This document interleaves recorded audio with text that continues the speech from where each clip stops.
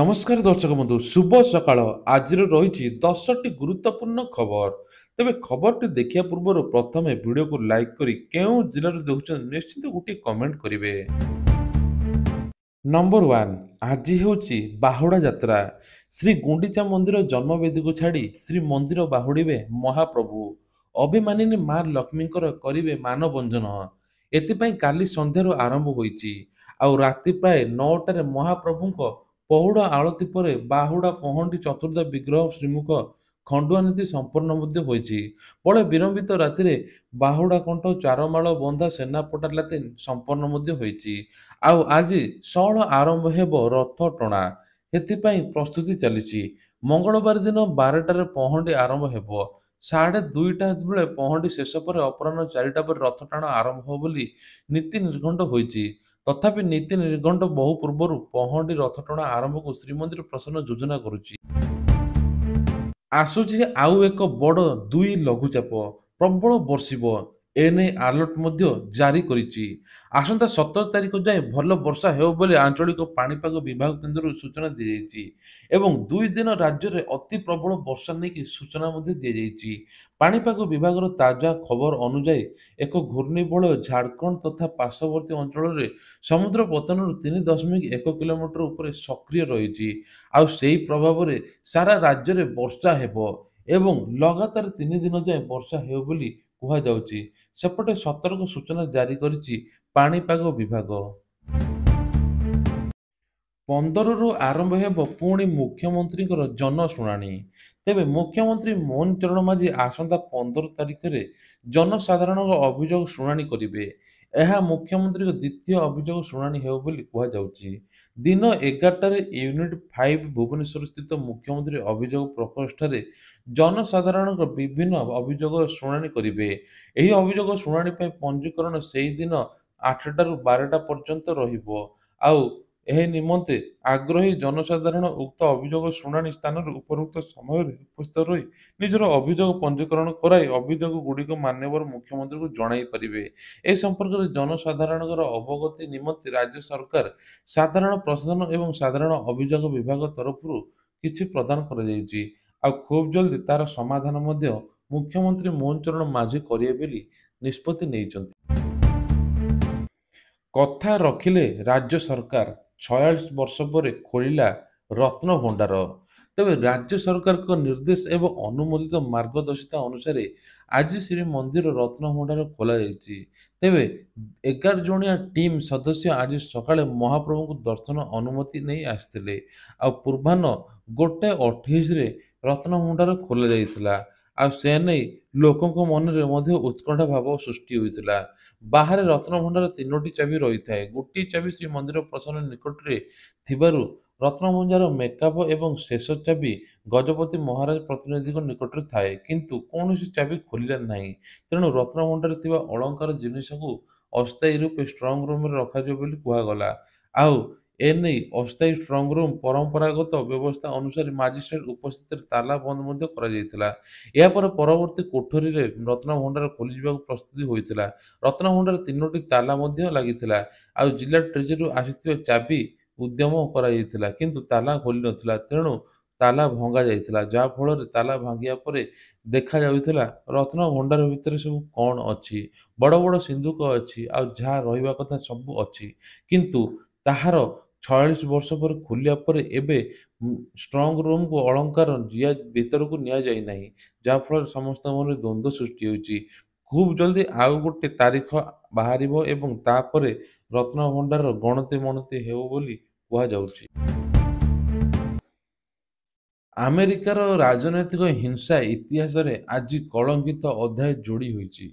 ପୂର୍ବତନ ରାଷ୍ଟ୍ରପତି ତଥା ଚଳିତ ରାଷ୍ଟ୍ରପତି ନିର୍ବାଚନରେ ରିପବ୍ଲିକାନ ପ୍ରାର୍ଥୀ ଡୋନାଲ୍ଡ ଟ୍ରମ୍ପଙ୍କ ଉପରେ ଗୁଳିମାଡ଼ ହୋଇଛି।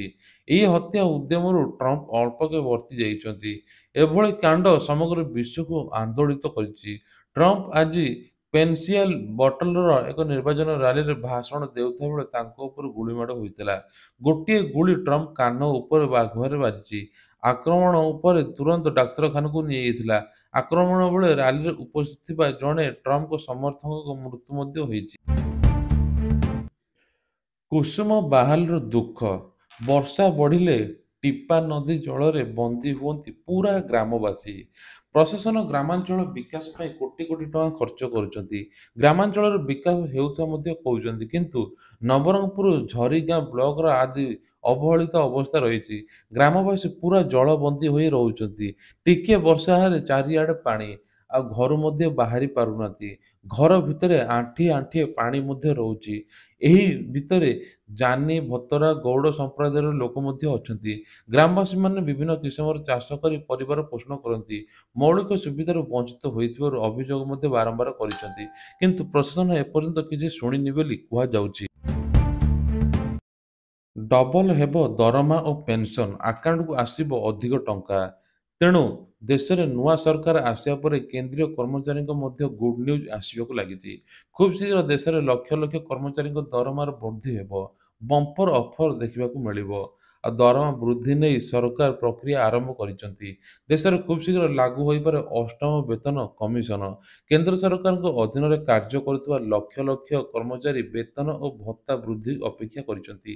ଏହି ନିର୍ବାଚନ ଶେଷ ହୋଇଥିବା ବେଳେ ନୂଆ ସରକାର ଗଠନ ପରେ କର୍ମଚାରୀଙ୍କୁ ବଡ଼ ଗିଫ୍ଟ ମିଳିବ ବୋଲି କୁହାଯାଉଛି। ଯାହା ହେଉଛି ତାଙ୍କର ଅଷ୍ଟମ ବେତନ। ଦରମା ଯେତିକି ପାଉଥିଲେ ମିନିମମ୍ 20ରୁ 30% ଅଧିକ ବୃଦ୍ଧି ହେବ ବୋଲି କୁହାଯାଉଛି। ପିଏମ୍ ଆବାସ ଯୋଜନାରେ 3 କୋଟି ଘର, ଆରମ୍ଭ ହେଲା ଆବେଦନ। ତେଣୁ ତୃତୀୟ ଥର ପାଇଁ ପ୍ରଧାନମନ୍ତ୍ରୀ ଭାବେ କାର୍ଯ୍ୟକାଳ କରିଛନ୍ତି ନରେନ୍ଦ୍ର ମୋଦି। ଆଉ କାର୍ଯ୍ୟଭାର ଆରମ୍ଭ କରୁ କରୁ ବଡ଼ ଘୋଷଣା କରିଛନ୍ତି ପ୍ରଧାନମନ୍ତ୍ରୀ। ତେବେ ଶପଥ ନେବା ପରେ ପରେ ଦାୟିତ୍ୱରେ ପ୍ରଥମ ଦିନରେ ଚାଷୀମାନଙ୍କ ପାଇଁ ଘୋଷଣା କରିଥିଲେ ପ୍ରଧାନମନ୍ତ୍ରୀ ନରେନ୍ଦ୍ର ମୋଦି। ଆଉ ତାହା ଯୋଜନା ଥିଲା ପିଏମ୍ କିଷାନ ଯୋଜନା, ଚାଷୀଙ୍କ ଆକାଉଣ୍ଟକୁ ଟଙ୍କା ଆସିବା। ତେବେ ପ୍ରଧାନମନ୍ତ୍ରୀ କିଷାନ ସମ୍ମାନ ନିଧି ଯୋଜନାରେ 17ତମ କିସ୍ତି ଏବଂ 9,30,00,000 ଚାଷୀଙ୍କ ବ୍ୟାଙ୍କ ଆକାଉଣ୍ଟକୁ ସିଧାସଳଖ 2,000 ଟଙ୍କା ଲେଖାଏଁ ପଠାଇବେ ମୋଦି। ଆଉ ମୋଟ ଉପରେ କହିବାକୁ ଗଲେ 20,000 କୋଟି ଟଙ୍କା ଦେଶର ଆକାଉଣ୍ଟକୁ ଆସିଥିଲା। ସିଧାସଳଖ ଚାଷୀଙ୍କ ବ୍ୟାଙ୍କକୁ ପୁଣି ଆଉଥରେ ଆସିବ ଟଙ୍କା ବୋଲି ମୋଦି କହିଛନ୍ତି। ତେବେ ନିର୍ବାଚନ ପ୍ରଚାର ବେଳେ ଅନେକ ଗୁଡ଼ିଏ ପ୍ରତିଶ୍ରୁତି ଦେଇଥିଲେ ପିଏମ୍ ମୋଦି। ସେଥିମଧ୍ୟରୁ ଗୋଟିଏ ପରେ ଗୋଟିଏ ପୂରଣ ହେଉଛି। ଆଉ ଗୋଟିଏ ହେଲା ପ୍ରଧାନମନ୍ତ୍ରୀ ଆବାସ ଯୋଜନା। ତାହା ମଧ୍ୟ ପୁଣି ହେଇଯିବ ବୋଲି କୁହାଯାଉଛି। କାର୍ଯ୍ୟକାଳ ଆରମ୍ଭ କରିବାର କିଛି ନା କିଛି ଯୋଜନା ମଧ୍ୟ ଲାଗୁ ହୋଇଛି। ଆଉ ତାହା ମଧ୍ୟରୁ ପିଏମ୍ ଆବାସ ଯୋଜନା ପାଇବା ପାଇଁ ଅନଲାଇନ୍ ମଧ୍ୟ ରେଜିଷ୍ଟ୍ରେସନ କରିପାରିବେ। ଚାଷୀଙ୍କ ପାଇଁ ବଡ଼ ଖୁସି ଖବର। ଚାଷୀଙ୍କ ପାଇଁ ବଡ଼ ସ୍କିମ୍। ସବସିଡିରେ ମିଳୁଛି 20 ଲକ୍ଷ ଟଙ୍କା ଲୋନ୍। ବର୍ତ୍ତମାନ କୃଷି ସହିତ ଜଡ଼ିତ ଉଦ୍ୟୋଗ ଅଧିକ ମନ ବଳାଇଛନ୍ତି ଯୁବଗୋଷ୍ଠୀ। ଏହାକୁ ଦୃଷ୍ଟିରେ ରଖି ସରକାର ଅନେକ ପ୍ରକାର ପ୍ରୋତ୍ସାହନ ମଧ୍ୟ ଯୋଗାଇ ଦେଉଛନ୍ତି। ଏହି କ୍ରମରେ ସରକାର ଡାଏରୀ ଫାର୍ମ ଏବଂ ଗୋପାଳନ ଉପରେ ଅଧିକ ଫୋକସ୍ ଦେଇଛନ୍ତି। ବିଶ୍ୱରେ ଦୁଗ୍ଧ ଉତ୍ପାଦନ କ୍ଷେତ୍ରରେ ଭାରତ ସର୍ବାଗ୍ର ରହିଛି। ସାରା ବିଶ୍ୱରେ 25% ଦୁଗ୍ଧ ଭାରତରେ ଉତ୍ପାଦନ ହୁଏ ବୋଲି କୁହାଯାଇଛି। 2014-23 ମସିହାରେ ଭାରତରେ 58% ଦୁଗ୍ଧ ଉତ୍ପାଦନ ବୃଦ୍ଧି ପାଇଛି ବୋଲି କୁହାଯାଉଛି। ଦେଶର ଅନେକ କୃଷକ ଜୀବନ ଧାରଣ ପାଇଁ ଡାଏରୀ ଫାର୍ମ ଉପରେ ନିର୍ଭର କରିଥାନ୍ତି। ତେଣୁ ସରକାର ପଶୁପାଳନ ଏବଂ ବିକାଶ ପାଇଁ ଧ୍ୟାନ ଦେଇଛନ୍ତି। ଏଥିପାଇଁ ବଡ଼ ସ୍କିମ୍ ମଧ୍ୟ କାର୍ଯ୍ୟକାରୀ ହେଉଛି, ଯେଉଁଥିରେ ବହୁତ ସ୍ତରରେ ସବସିଡି ମଧ୍ୟ ଦିଆଯାଉଛି। ପାଖାପାଖି 20 ଲକ୍ଷ ପର୍ଯ୍ୟନ୍ତ ଆପଣ ଲୋନ୍ ନେଇପାରିବେ। ଡାଏରୀ ଫାର୍ମ ପାଇଁ ଉଦ୍ୟୋଗ 2ଟି ଗାଈ ମଇଁଷି ଆରମ୍ଭ କରିପାରିବେ। ଏହା ମଧ୍ୟରେ ଅଧିକ ନିବେଶ କରିବାର ଆବଶ୍ୟକତା ଥାଏ। ତେଣୁ ଯୁବଗୋଷ୍ଠୀ ଯଦି ଚାହିଁବେ ଖୁବ୍ ଜଲଦି ସରକାର ଏହି ସବସିଡିର ଲୋନ୍ ବ୍ୟବସ୍ଥା ମଧ୍ୟ କରିବେ। ଆଉ ଯୁବ ଉଦ୍ୟୋଗକୁ ମଧ୍ୟ ପ୍ରୋତ୍ସାହନ ମିଳିବ। ତେଣୁ ଏଇଭଳିଆ ଦେଶ ବିଦେଶର ଖବର ଦେଖିବା ପାଇଁ ହେଲେ ଆମର ଏଇ ଚ୍ୟାନେଲଟିକୁ ସବସ୍କ୍ରାଇବ୍ କରିଦିଅନ୍ତୁ। ଜୟ ଜଗନ୍ନାଥ।